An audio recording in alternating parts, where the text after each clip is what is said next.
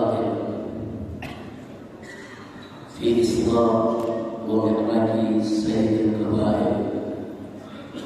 سبحان الذي أسرى بعبده ليلا من المسجد الحرام إلى المسجد الأقصى الذي باركنا حوله لنريه من آياتنا إنه هو السميع البصير. اللهم صل وسلم على سيدنا وحبيبنا وشفيعنا ومولانا نبينا محمد وعلى آله الطاهرين الطيبين وأصحابه الغر الميامين ومن تبعهم بإحسان إلى يوم الدين. أحبائي الكرام، أوصيكم جميعا ونفسي بتقوى الله وبطاعة رسول الله صلى الله عليه وسلم. فنسأل الله سبحانه وتعالى أن يهدينا إلى صراطه المستقيم ويجعلنا من المتقين ويدخلنا جنته جنة النعيم بحق سيد المرسلين والحمد لله رب العالمين. كتاب الله منا وتقبل يا كريم. أحبائي الكرام، kepada para habaib, para alim ulama, para kiai, para pengajar guru yang sangat kita cintai dan sangat kita muliakan, yang hadir bersama kita di masjid yang penuh berkah ini, yang tidak saya sebutkan satu persatu nama-nama beliau, tapi memang cukup banyak habaib dan ulama kita yang hadir. Mudah-mudahan para habaib, para kiai, para ulama kita, para guru kita semua yang hadir bersama kita di tempat ini dipanjangkan umur, dan ibadah, sehat walafiat, dan diberikan kemenangan di setiap langkah perjuangan dakwahnya, bahagia dari dunia hingga akhiratnya, baik keluarga maupun para jamaah pengikutnya. Amin ya rabbal alamin. Ahibahil kiram, sebagaimana sama kita maklumi, hari ini kita masuk di hari Jumat pertama daripada bulan Rajab, bulan yang dikenal sebagai bulan Isra Mi'rajnya Nabi Muhammad SAW. Tadi dibuka daripada sambutan saya ini, saya sudah bacakan daripada firman Allah Subhanahu wa taala menceritakan kepada kita tentang Isra Nabi kita Muhammad sallallahu alaihi wasallam. Allah menceritakan dalam Al-Qur'an Al-Karim, menginformasikan kepada kita subhanahu, maha suci. Siapa yang maha suci? Alladzi asra, yaitu zat yang telah memperjalanan, tidak lain dan tidak bukan, dan itu adalah Allah Subhanahu wa taala. Siapa yang menjalankan bi'abdihi, seorang hambanya. Sepakat semua ahli tafsir yang dimaksud hamba di sini adalah Nabi Muhammad sallallahu alaihi wasallam. Kapan diperjalankannya? Laila, pada suatu malam. Dari mana yang diperjalankan? Minal Masjidil Haram, dari Al-Masjidil Haram di kota suci Makkah, ila Masjidil Aqsa, ke Al-Masjidil Aqsa. Masjidil Aqsa yang mana? Allah katakan An-Nabi barakna hawla, yang telah kami limpahi keberkahan di sekitarnya. Untuk apa Nabi diperjalankan oleh Allah Subhanahu wa taala pada saat Isra Mi'raj? Belum kita bertanya, Allah sudah jawab.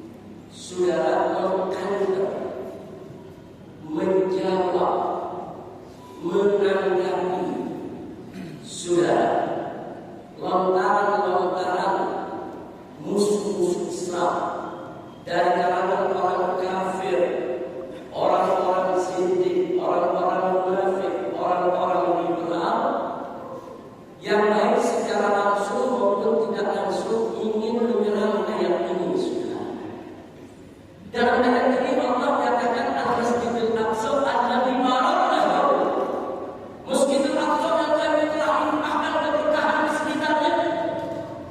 Mereka mulai mengenal secara dalam perkataan kepada mana berkahnya dalam Masjidil Aqsa. Mana berkah di sekitar Masjidil Aqsa? Buktinya saat ini Masjidil Aqsa digagah oleh Israel, diganggu terus, dirusak, dihalangi umat Islam untuk ibadah di sana. Mana keberkahannya bahkan saat ini di sekitar Masjidil Aqsa, di Palestina sana dibom, dibumi hanguskan, dibumi ratakan. Mana berkahnya? Hati-hati ya, berkah ini sangat berbahaya. Dia ingin apa? Ingin tasjid, ingin menanamkan keraguan di qulubil muslimin, di hatinya orang Islam terhadap kebenaran Al-Quran, terhadap kebenaran firman Allah Subhanahu wa ta'ala. Hati-hati sudah. Bahkan mereka menanyakan lagi doanya lagi.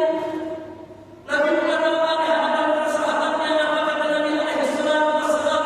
Allahumma barik lana fi syamina wa fi yamanina. Ya Allah, berkahilah kami di negeri Syam kami dan di negeri Yaman kami. Negeri Syam itu termasuk di dalamnya Palestina. Bahkan pusatnya negeri Syam adalah Baitul Maqdis. Itu Al-Masjidil Aqsa. Sudah. Hari ini mereka katakan mana hubungannya? Katanya rumah Nabi mustajab. Itu Nabi berdoa dari para sahabatnya lalu biar berkah. Sudah ada di Syam, khususnya Palestina. Tapi faktanya sekarang ribuan bayi dibunuh setiap hari oleh Israel. Mana berkahnya kata mereka? Bahkan hari ini penduduk di Gaza dan Palestina sekitar Masjidil Aqsa kelaparan. Saudara, kalimat ini sangat berbahaya dan kalimat ini tidak boleh dibiarkan.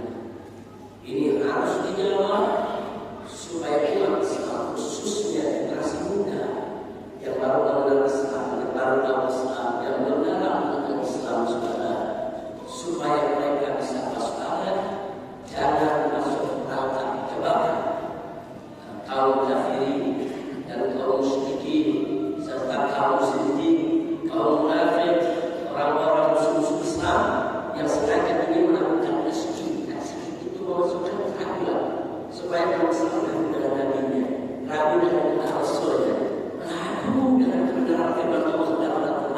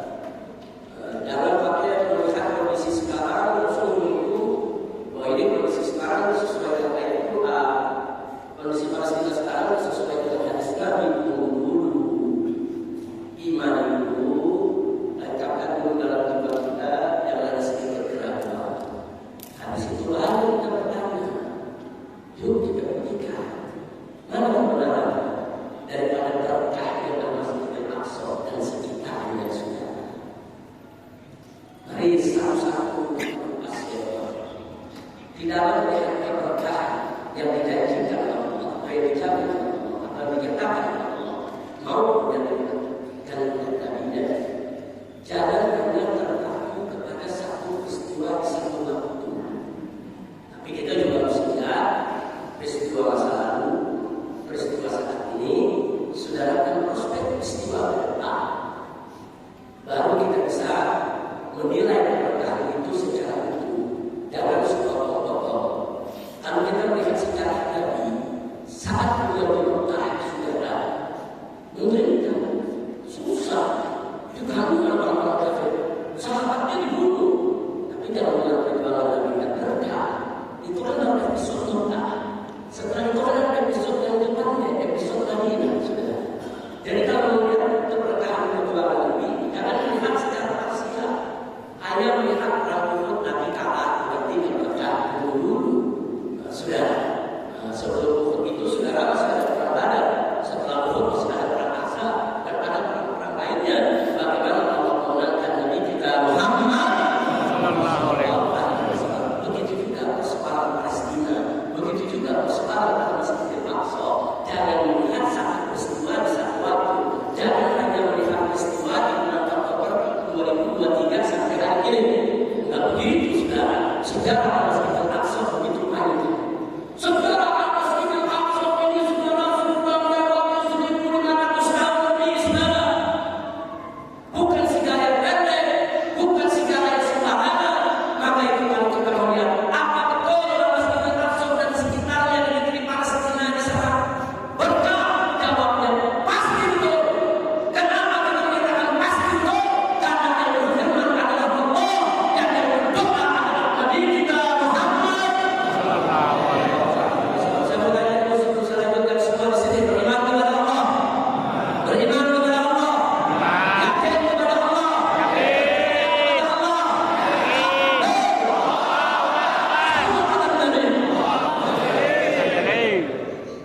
Di ayat tadi Allah menyampaikan dalam Masjidil Aqsa alladzi barakna hawlahu, barakna fi rawati. Allah sendiri menyebut bahwa Masjidil Aqsa bukan hanya diberkahi saat itu dengan benar, tapi sudah diberkahi oleh Allah. Mana buktinya? Yang pertama, berapa banyak Rasul dan Nabi yang diutus Allah di sekitar Masjidil Aqsa. Itu sudah cukup jadi bukti. Masjidil Aqsa dan Palestina bumi Nabi, saudara. Bumi para Nabi dan para Rasul. Mustahil bumi para Nabi dan Rasul tidak berkah, saudara. Berapa banyak Nabi dan Rasul yang Allah utus di bumi Palestina, yang Allah utus di sekitar Masjidil Aqsa. Itu bukti pertama, ya, Masjidil Aqsa dan sekitarnya berkah, telah memberkahi Allah. Yang kedua, saudara, bahwa Masjidil Aqsa dan sekitarnya ini adalah bumi Islam dan mi'rajnya Nabi Muhammad sallallahu alaihi wasallam. Allah israkan Nabi dari Masjidil Haram ke Masjidil Aqsa di Palestina. Lalu Allah mi'rajkan Nabi dari Masjidil Aqsa ila Sidratil Muntaha. Subhanallah. Bagaimana mungkin bumi, saudara, yang menjadi bumi Islam dan Nabi kemudian dikatakan tidak pernah mustahil. Cukup menjadi bukti bagi kita dengan Palestina, Masjidil Aqsa di dalam Palestina yang dijadikan oleh Allah sebagai masjid saudara Islam dan mi'rajnya Nabi. Itu sudah cukup menjadi bukti bahwa Masjidil Aqsa dan sekitarnya bumi ini berkahi.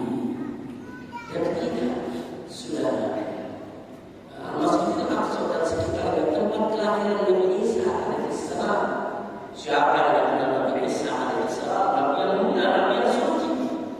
Sudah tempat kelahiran seorang manusia mulia yang diutus oleh Allah sebagai Nabi sebelum Nabi kita Muhammad sallallahu alaihi wasallam. Seorang Nabi yang memberikan kabar kepada umatnya akan datang Nabi terakhir ismuhu Ahmad.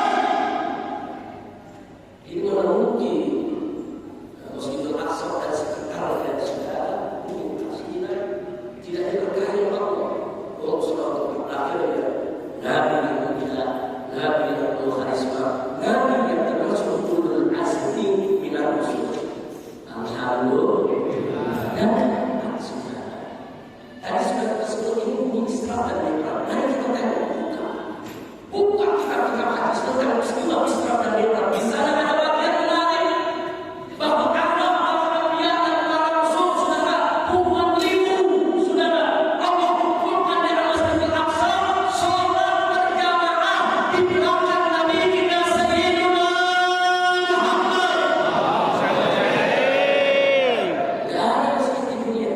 semua nabi berkumpul, semua rasul berkumpul. Saudara, kemudian mereka semua bersosok, saudara. Kita tahu jumlah nabi itu 125 lebih, saudara. Jumlah rasul yang kita kenal 25, saudara. Ribuan semuanya Allah kumpulkan di dalam saudara. Dan semuanya bermakna kepada nabi kita Sayyidina Muhammad. Begitu juga berkah untuk satu dua nabi lagi. Kalau bertempat, Allah kumpulkan Allah Anbiya, Rasul, para nabi segala kumpul di sana. Di dalam dunia dalam Israel ini juga bukti. Kalau Masjid Al-Aqsa dan sekitarnya dari Palestina diberkahi oleh Allah Subhanahu wa taala. Alhamdulillah. Masih cerita soal Masjid Al-Aqsa. Ternyata Masjid Al-Aqsa ini juga bumi ulama dan aulia. Sudah. Al-Masjid Al-Aqsa dan sekitarnya Palestina dalam hadis saudara disebutkan dalam satu riwayat. Sayyidina Ali bin Abi Thalib tatkala berperang melawan Muawiyah yang banyak didukung oleh orang-orang negeri Syam. Saudara, kemudian para sahabat Sayyidina Ali meminta kepada Sayyidina Ali, "Ya Abul Hasan, ya Sayyidina Ali, udah doanya biar Syam ini dirahmati oleh Allah. Kata banyak dan semua orang minum." Apa kata Sayyidina Ali? "Oh, jangan. Aku dengar Nabi bersabda bahwa setiap saat di negeri Syam itu ada 40 awliya Allah. Wali Allah setiap saudara zaman Islam ada 40 abda di negeri Syam. Satu mati Allah untuk satu lagi, satu mati Allah kirim satu lagi saudara. Itu negeri yang diberkahi. Masya Allah. Bumi awliya dan bumi ulama, tiga sana tempat kelahiran imam kita semua, Imam Syafi'i radhiyallahu taala anhu. Masya Allah, satu imam Palestina nggak berkah. Itu bumi awliya, bumi ulama, saudara. Tidak sembarang ulama, saudara. Imam Syafi'i yang saat ini pengikutnya ada miliaran, berkembang di seluruh muka bumi, dan merupakan imam yang diikuti oleh mayoritas muslim di Indonesia, saudara. Alhamdulillah. Kalau saya udah seperti kita lanjutkan, kalau begitu Palestina berkah tidak? Berkah tidak? Sampai di situ dalam satu hadis sahih yang diriwayatkan oleh Imam Bukhari dan Muslim, saudara, apa menyatakan la tusyaddu rihal illa ila masajid. Jangan kau kencangkan persiapan perbekalan perjalananmu kecuali menuju tiga masjid. Masjid itu saja yang menyatakan yang pertama Al-Masjidil Haram, yang kedua Masjidil Rasul, yaitu Masjid Nabawi Madinah, dan yang ketiga adalah Masjidil Aqsa dan Masjid Al-Aqsa. Nabi orang kita supaya apa persiapan perbekalan yang bagus kunjungi itu tiga masjid, masuk untuk tiga masjid, itu tiga masjid mulia. Siapa bilang tidak berkah, saudara? Kalau Nabi yang sudah mengatakan itu pasti berkah. Selanjutnya, saudara, kenapa Nabi orang kita sampai sedemikian rupa? Saudara, di dalam hadis juga hadisnya saudara, Nabi menyatakan salatul fil masjidil haram min mi'ati salat. Salat di Masjidil Haram sama dengan 100.000 salat di masjid yang lain. Wa salatun fi masjidi, dan satu salat di masjid itu yaitu Masjid Nabawi. Saudara, apa kata Nabi? Alfu salatin sama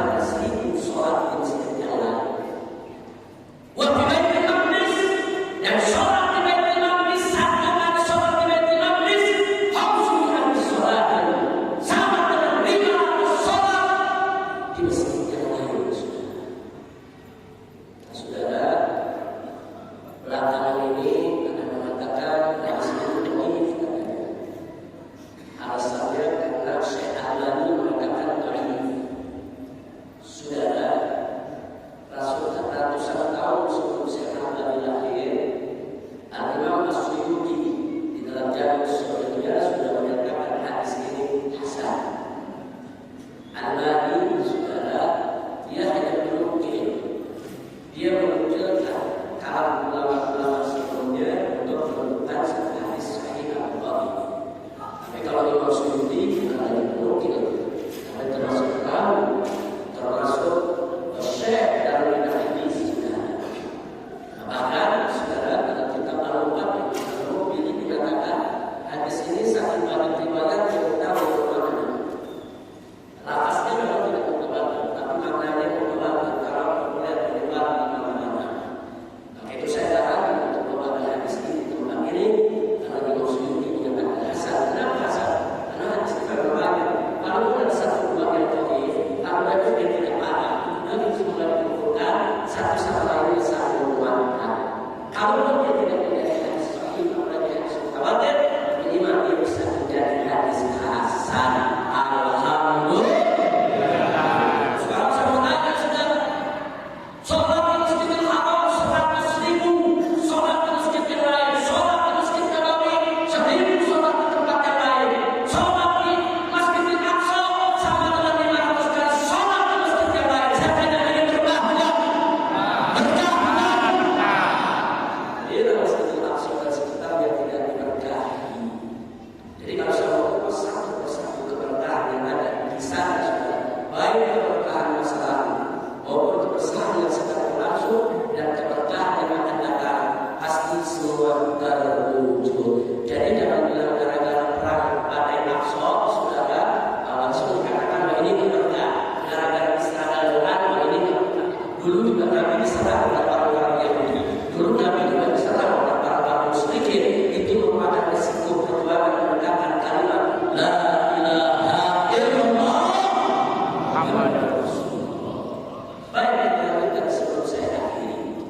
Sekarang kita baca di zaman dulu.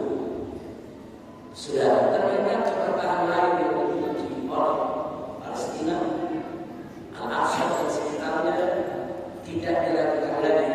Saat ini depan mata kita, Al-Aqsa dan sekitarnya menjadi bumi jihad. Mungkin kita dalam jihad di sini masih ada ragu, karena ada unsur muslim lawan muslim. Mungkin kita kalau mau jihad sudah tadi dia ragu, karena yang perang muslim lawan muslim sudah. Kita mau perang Irak juga ragu, karena ada perang muslim lawan muslim sudah. Tapi kalau jihad di Palestina tidak meragukan, mutlak bahwa mereka adalah Zionis Israel yang telah menjajah Palestina lebih dari 75 tahun, yang sepanjang 75 tahun, saudara, mereka memperkosa perempuan kita, mereka membantai orang-orang kita, bahkan mereka membunuhi perempuan dan anak-anak kita, bahkan anak-anak kecil dari usia 9-10 tahun mereka tangkap, saudara, mereka masukkan kurungan-kurungan penjara-penjara tanpa peradilan, anak kecil. Setelah mereka dewasa 20 tahun di penjara, baru mereka dibebaskan. Ditutupi oleh mereka supaya mendukung Israel. Biarlah 75 tahun, saudara, ya. Memang akhirnya saudara Palestina menderita, tapi ini baru episode, saudara. Ini belum endingnya, belum ini episode masih berlangsung, saudara. Ini perang masih berlangsung. Maka itu mari kita dapatkan Tufan Al-Aqsa. Tufan Al-Aqsa itu nama operasi yang artinya topan Al-Aqsa atau badai Al-Aqsa, saudara. Tanya kelompok sekalian, bagaimana kelompok-kelompok jihad di Palestina dari semua kelompok besar, baik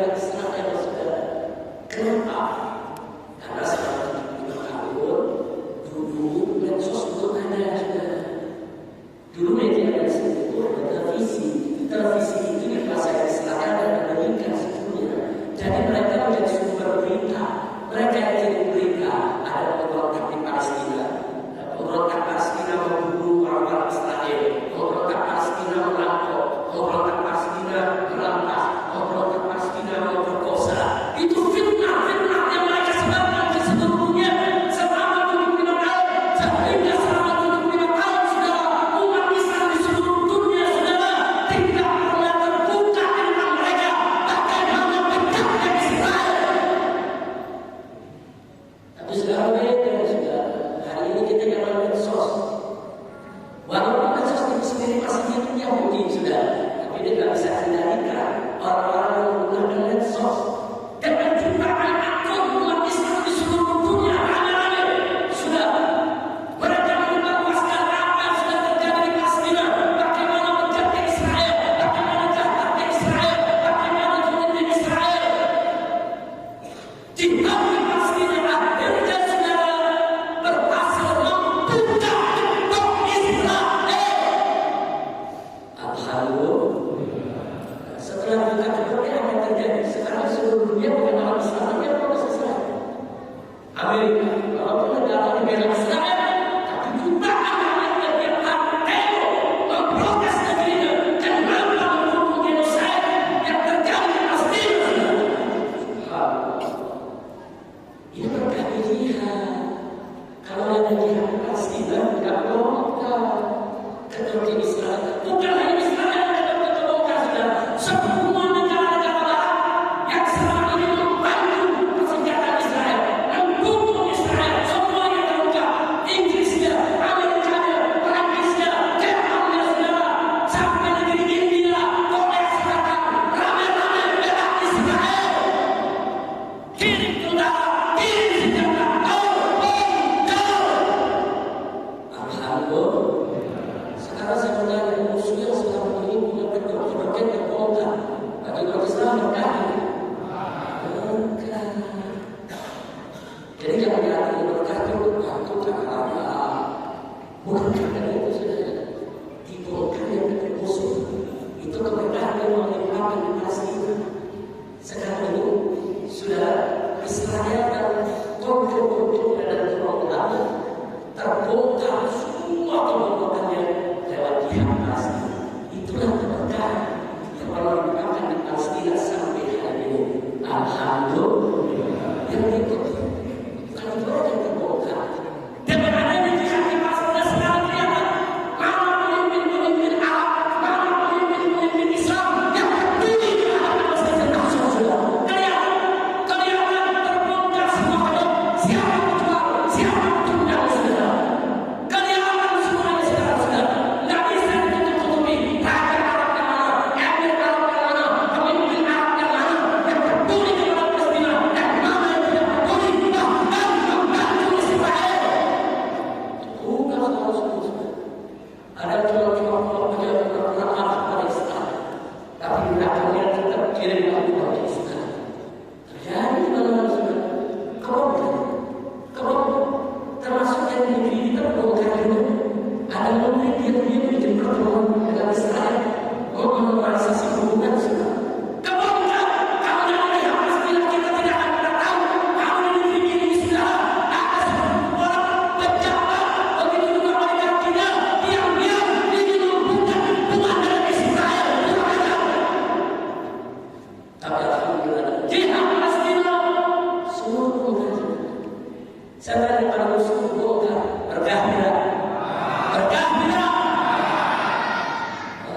Sudah. Dan nggak sampai di sini.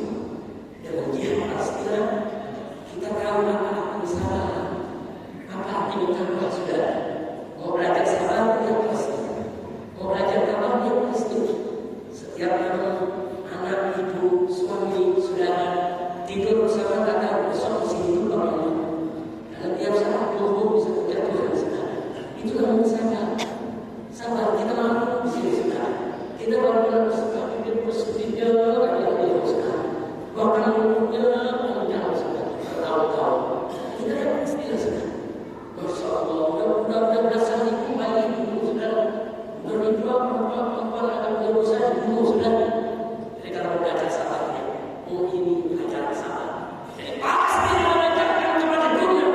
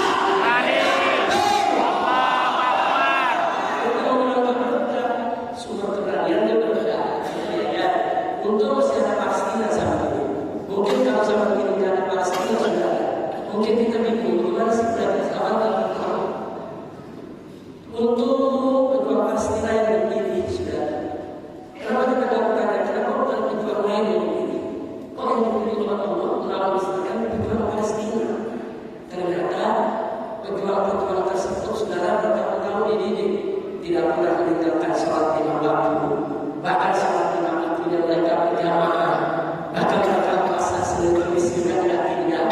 Mereka yang dihafalkan Al-Quran saudara, subhanallah. Panas mereka begini, sebab kalau berjuang tidak begini bahaya. Nanti musuh perempuan kita bunuh juga perempuannya. Nanti musuh merusak perempuan kita, itu kita merusak juga perempuan musuh. Dan tidak boleh. Maka itu Allah pilih mujahid yang terpilih, mujahid yang terpilih, mujahid yang dinamakan yang kuat, mujahid yang tidak sembarangan, mujahid yang tidak sembarangan membunuh orang sudah. Itu adalah bahasa itu sudah. Dan kita banggakan itu sudah. Karena kita masih ada di atas kami ini berjuang terhadap yang mengikuti ajaran Bibina Sayyidina Muhammad. Sampai di sini kira-kira jelas tidak? Jelas tidak? Saya bertanya, jelas tidak dari dulu sampai sekarang berkah tidak? Berkah tidak? Allah dalam Al-Quran benar tidak? Berarti sabda Nabi dalam Quran yang benar tidak?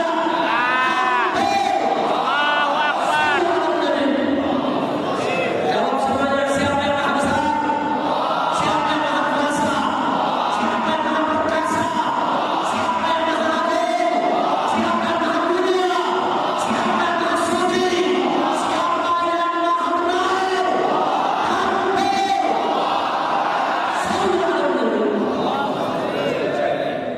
Itu yang saya sampaikan tadi. Dalam sekarang orang-orang kita harus dulu. Kalau kita kupas masih banyak lagi. Saya tidak mau berkaitan lagi. Kalau tidak, apa saya ucapkan tadi sudah terlihat di depan kita sudah. Dihafal sekitar 1, mengajarkan kesalahan kepada kita. 2, mengajarkan kepada kita tentang pentingnya jihad. 3, jihad masih berhasil membuka kedua Israel dan seluruh negara Eropa dunia, membuka Eropa terbuka mereka. Kemudian yang keempat juga membuka kedua mana pemimpin-pemimpin Islam yang kedua dan mana pemimpin-pemimpin Islam yang kedua dan saudara. Dan sampai di sini jihad masih kita juga membuka mata kita betapa bersatunya orang-orang kafir untuk menghancurkan Palestina. Palestina itu berbukti sudah tentara Amerika ikut, tentara Inggris ikut, tentara Jerman ikut sudah. Rame-rame berbukti yang berbukti Hamas. Hamas bukan negara ormas sudah.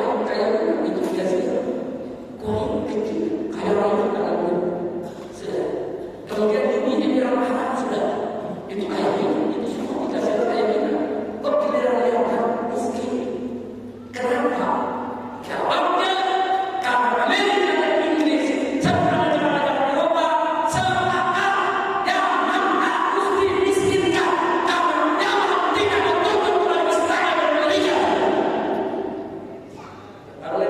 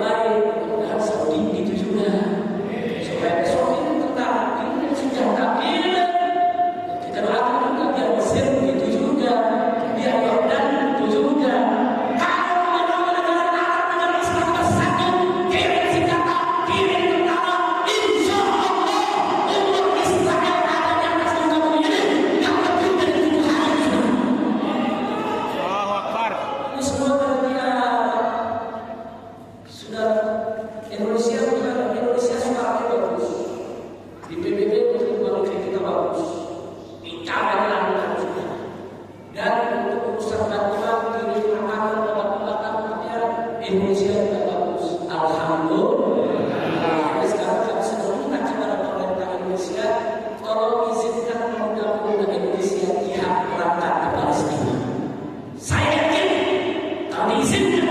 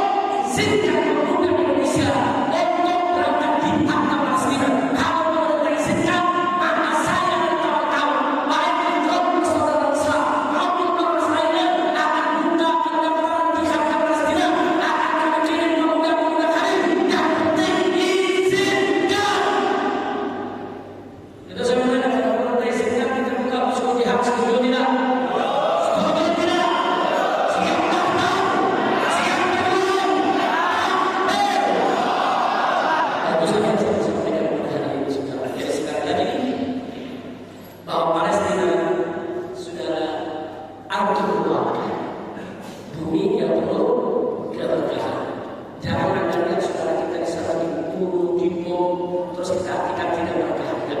Justru mereka yang mati saat di sana, justru mereka yang berbahagia. Justru kita yang sebenarnya kira-kira kita hanya berharap Allah atau tidak sudah. Mereka yang mati syahid sekarang, mereka hidup di sisi Allah. Mereka yang satu, mereka itu mendapatkan rezeki dari sisi Allah Subhanahu wa Ta'ala. Akhirnya saya tutup di sini saudara. Berkaitan dengan Yaman tadi saudara.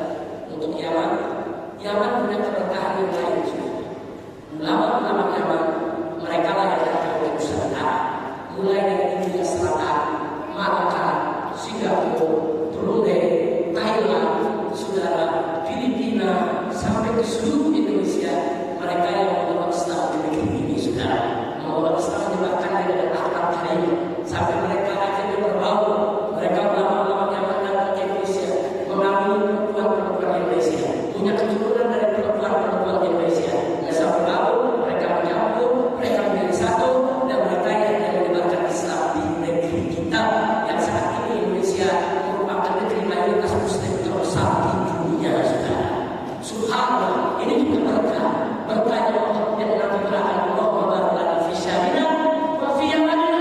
Allah berkahi namanya dan akhirnya sampai saat ini buminya halal, buminya keturunan Nabi, buminya dunia yang kemudian mereka hijrah ke Indonesia.